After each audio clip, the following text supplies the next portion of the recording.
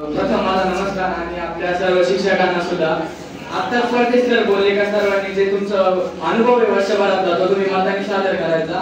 तर सर मिळवून विचार करून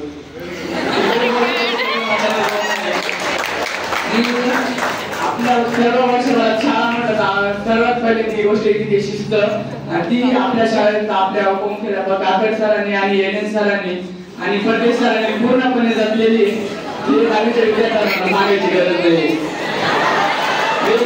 नाही.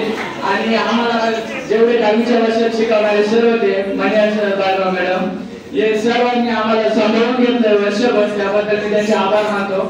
आणि सर्व विद्यार्थी मनियार सरांना घाबरतात पण ते असं मनियार सरांना वाटत असं